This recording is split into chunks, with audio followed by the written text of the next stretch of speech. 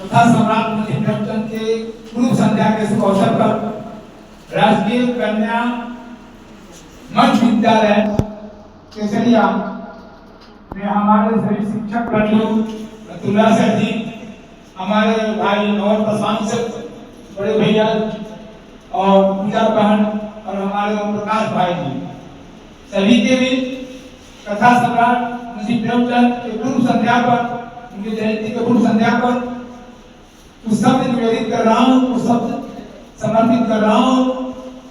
तुमसे गुजारिश है मेरे जीवन के टुकड़ों से कि ध्यान से सुनना।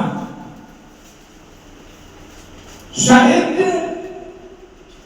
और संगीत जो रहित व्यक्ति है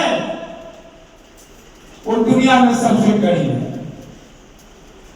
साहित्य संगीत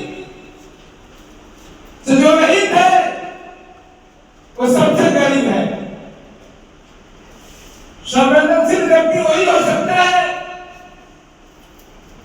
जिसने संगीत सुना हो, साहित्य का अध्ययन किया हो, चाहे वह साहित्यकार कथा सम्राट मुंशी प्रेमचंद हो, उनकी कहानी गीतकार, बड़े व्यक्ति बेटी, दो बच्चों की कथा, बूढ़ी काकी, उसकी रात, पंच परमेश्वर, बहुत सारी कहानियों को तुम लोगों को पढ़ने को मिला होगा और आगे भी पढ़ोगे। नमक का दरोगा जो उन्हीं की कृति है।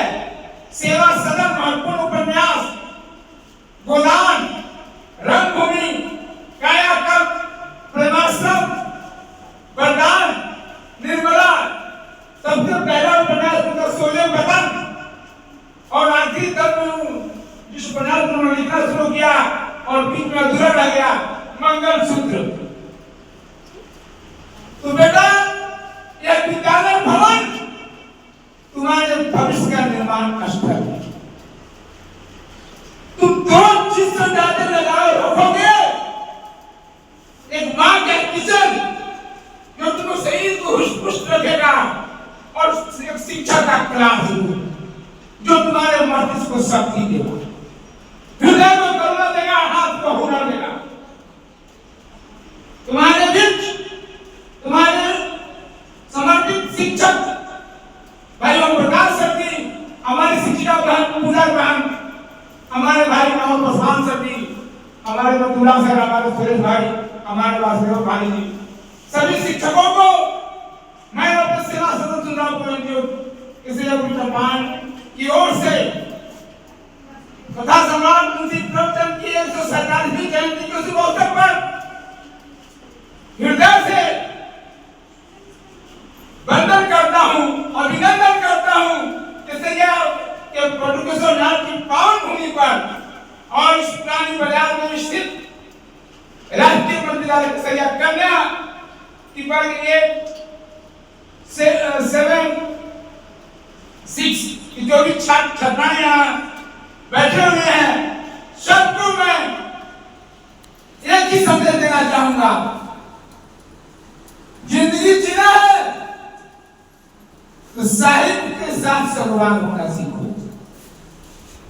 बहुत अच्छी बात है कि इस विद्यालय के शिक्षक क्रियाशीलता में मग्न रहते हैं। वो सृजन की क्रियाशीलता है, तुम्हारे मस्तिष्क को अच्छी बातों में भरने की क्रियाशीलता है। मेरे जिगर के टुकड़ों, मेरे दिल के धड़कन, मेरे होठों की मुस्कान, मेरे चमन के कमियां, मेरे बसंत की बहार और सावन की हरियाली। आज सावन का पैरोल है और सावन में और साहित्य के और संगीत में जो नहीं झूमा वो कभी नहीं झूम सकता। सावन में, संगीत में, साहित्य में जो नहीं झूमा वो कभी नहीं झूमेगा।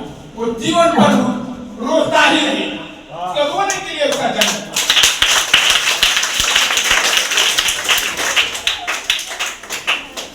आपकी तालियों से जाते आपकी जरूरत है तहरीर और तारीफ।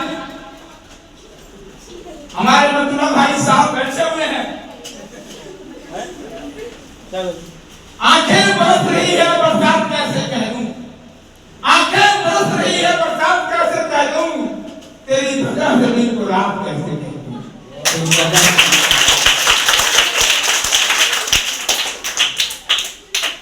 जिंदगी जीना है तो सिर्फ दिलों के साथ नहीं, जिंदा दिलों के साथ जीना है।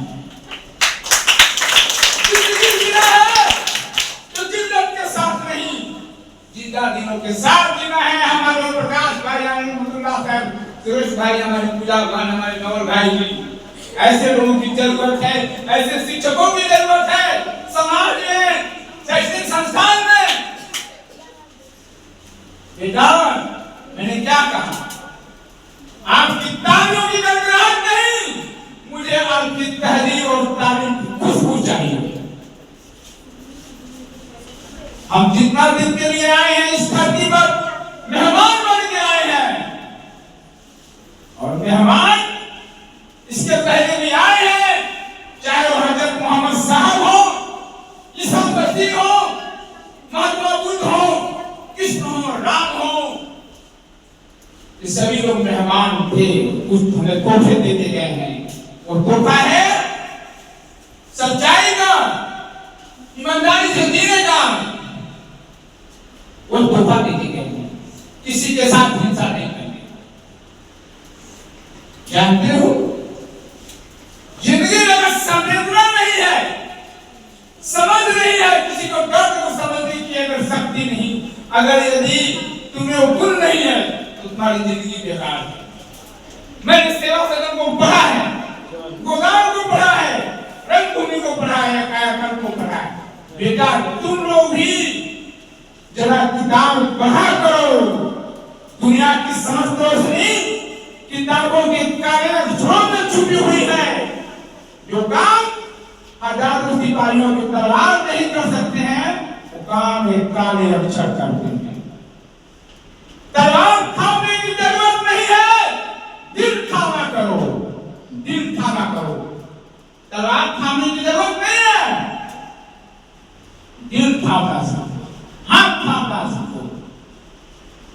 क्या जरूरत है खून बहाने की? सबके खून तो एक है।